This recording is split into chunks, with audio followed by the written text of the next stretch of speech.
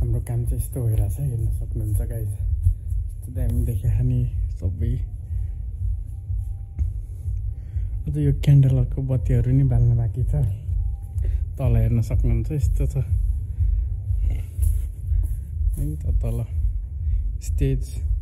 अनि उ त्यहाँ अगाडि नि यो ब्ल्याक देखिरहेको स्टेज हो है। तल चाहिँ हाम्रो खानाको लागि तल उ गरिरह ग्रिलहरू भइरह है टक्क। Guys, good morning from Romania.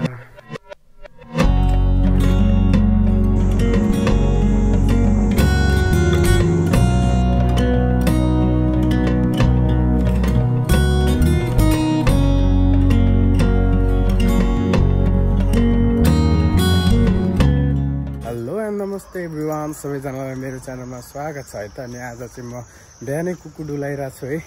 हेर्न सक्नुहुन्छ 8:15 गइरहेछ। अनि आज चाहिँ हाम्रो प्लान के छ त भन्दाखेरि हामी स्नागोप जानेवाला छौँ है, हामी कपाल नै। अनि त्यसपछि साउसाउनीहरू बच्चाहरू पनि सबै जानेवाला छन्, किनभने चाहिँ वहाँनिर हाम्रो इभेन्ट हुँदैछ है त हाम्रो कम्पनीको।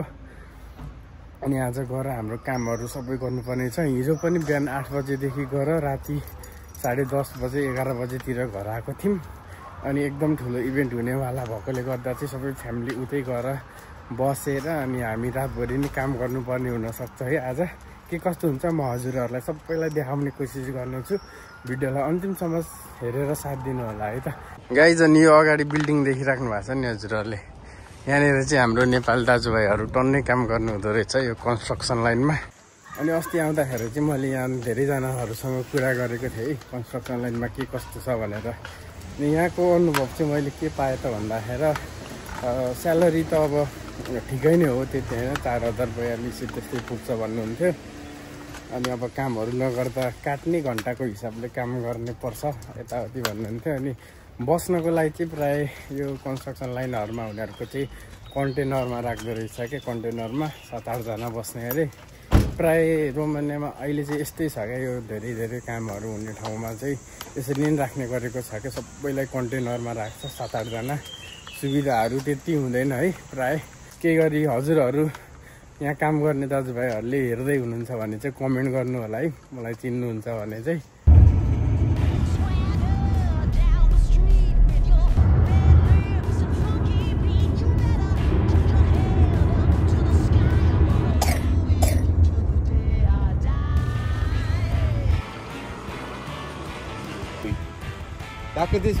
हाम्रो खाजा पनि आइसके फाइनली, हेर्न सक्नुहुन्छ।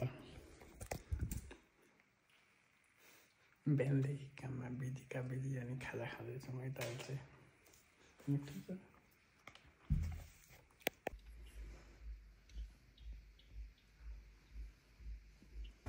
गाइजमा चाहिँ भर्खरै खाजा खाएर आएको है। अनि अहिले चाहिँ यहाँ काम गर्दैछु, हेर्न सक्नुहुन्छ है। यो एलइडीको लाइनहरू जोड्ने काम गर्दैछु है त अहिले यहाँ हेर्न सक्नुहुन्छ। यस्तो ठाउँमा काम गर्दैछु, यहाँबाट चिप्ल्यो भने सिधै लेकमा म। गाह्रो छ गाइज, हाम्रो काम चाहिँ यस्तो भइरहेछ हेर्न सक्नुहुन्छ गाइज। यस्तो दामी देखिया नि सबै। अझ यो क्यान्डलहरूको बत्तीहरू नि बाल्न बाँकी छ। तल हेर्न सक्नुहुन्छ यस्तो छ है त तल स्टेज। अनि उ त्यहाँ अगाडि नि यो ब्ल्याक देखिरहेको स्टेज हो है। तल चाहिँ हाम्रो खानाको लागि तल उ गरिरह त्यहाँ तल ग्रिलहरू भइरह है टक्क। आज चाहिँ रमाइलो हुनेवाला छ हाम्रो यता।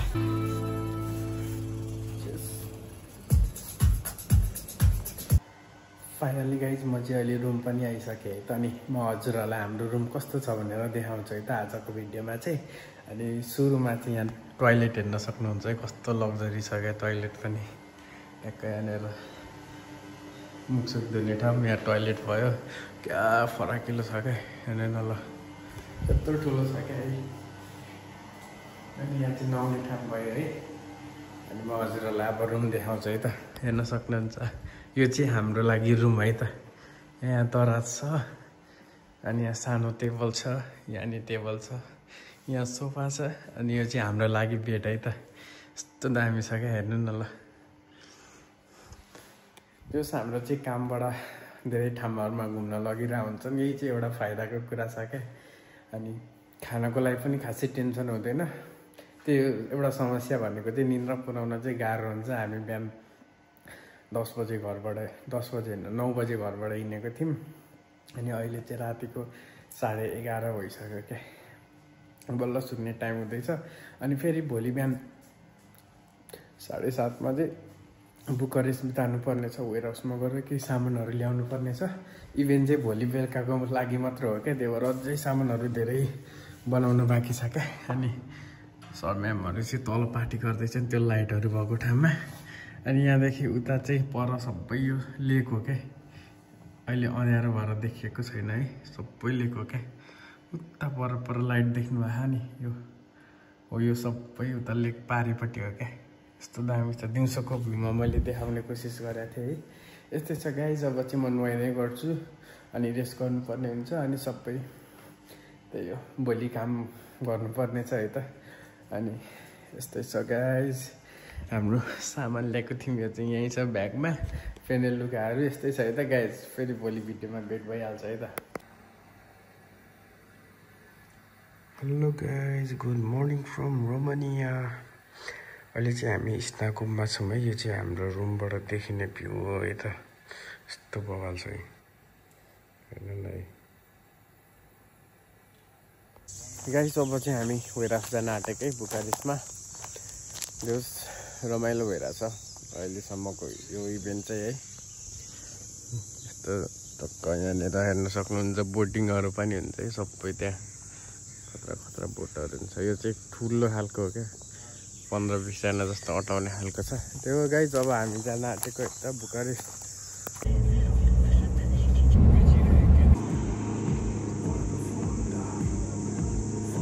गाइज हाम्रो इभेन्टको लागि प्रिपरेसन पनि सकिसक्यो है तल। अनि उता पर हेर्नु त स्केट गरेर त। अनि यहाँ तल चाहिँ सबै इभेन्टको लागि सबै भइसक्यो, सबै गेस्टहरू नै आउन थालिसक्यो। त्यहाँ पर चाहिँ स्टेज छ त्यो गाइज। अब चाहिँ यो सबै रेडी भइसक्यो, अनि मलाई चाहिँ नुहाएर रेडी भएर बस। अब भोलि बिहानको लागि रेस्ट गर्दा नि हुन्छ भने, अनि त्यही भएर म चाहिँ अहिले रुममा आएर बसिरहेको है, एक्लै छु। यस्तो छ, कान्छो चाहिँ घर गइसक्यो गाइज। म चाहिँ नुहाइँदै गरेर पनि रेडी भइसकेँ है त। अब चाहिँ टक्क बाहिर जान्छु, अनि हजुरहरूलाई प्रोग्रामहरू कस्तो हुँदैछ त्यो पनि देखाउँछु है त तल।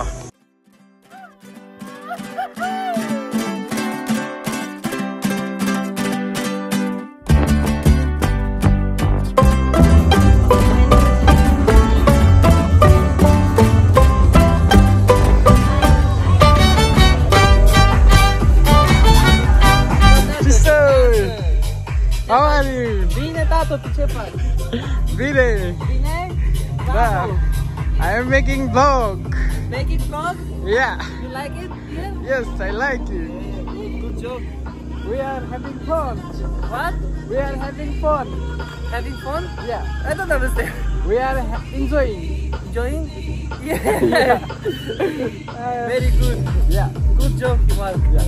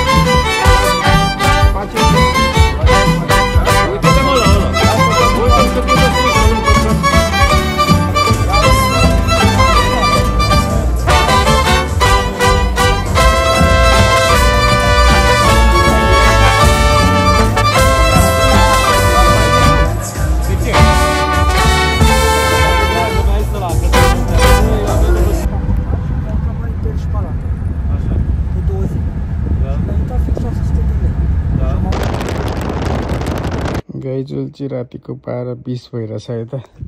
अनि म पनि अहिले घर पुग्न आँटेँ है त। बल्ल बल्ल इभेन्टहरू पनि सक्यो अनि उहाँबाट 11:30 हिँडेको ठ्याक्कै 40 मिनट जस्तो लाग्यो है यहाँ आइपुग्नको लागि। त्यही हो गाइज। अनि भिडियो के कस्तो लाग्यो सबैजनाले कमेन्ट गर्नु होला है त। फेरि नयाँ भिडियोमा भेट भइहाल्छ है त। बाई बाई, गुड नाइट सबैलाई।